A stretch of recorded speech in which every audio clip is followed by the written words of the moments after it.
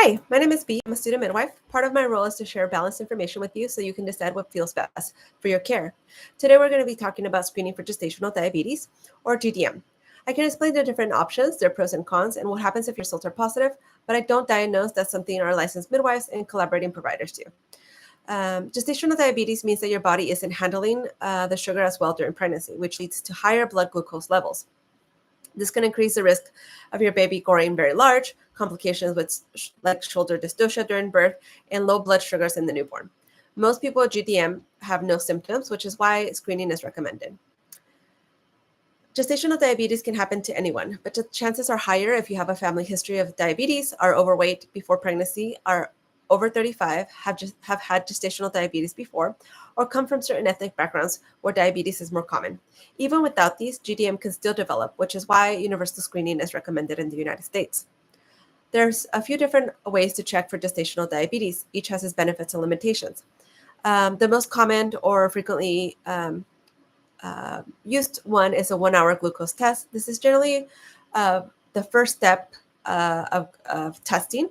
For this one, there's no fasting needed. You drink a solution with 50 grams of glucose, and your blood is drawn 1 hour later. If it is high, then you return for the longer oral glucose tolerance test.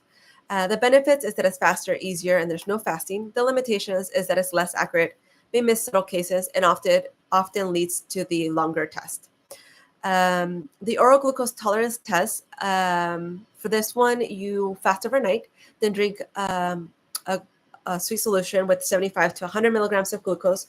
Your blood sugar is then checked several times over 2 to 3 hours. The benefits is that it's more accurate and widely accepted worldwide.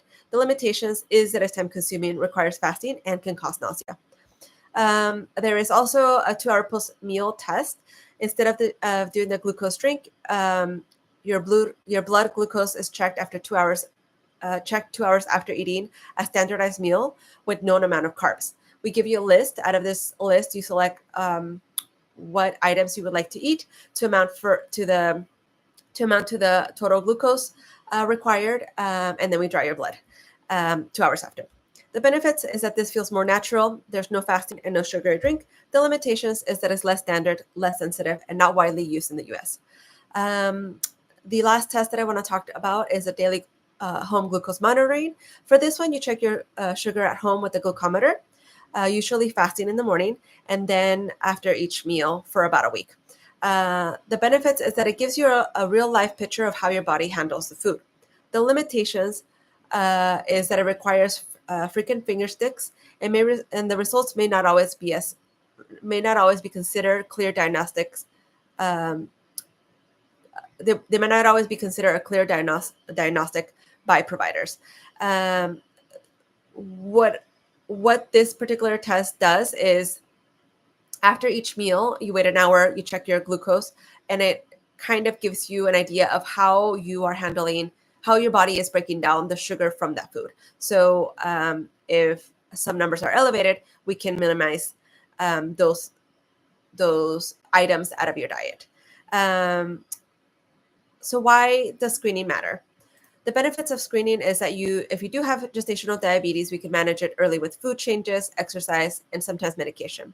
This lowers the chances of complications for both you and the fetus.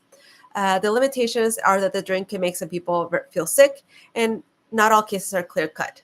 Some mild cases may not cause problems, but we want to treat to be safe. What happens if you don't screen? If you choose not to screen, undiagnosed high sugars may increase the chances of your baby growing very large, leading to more complications in birth, including a higher chance of cesareans or the newborn being born with low blood sugar.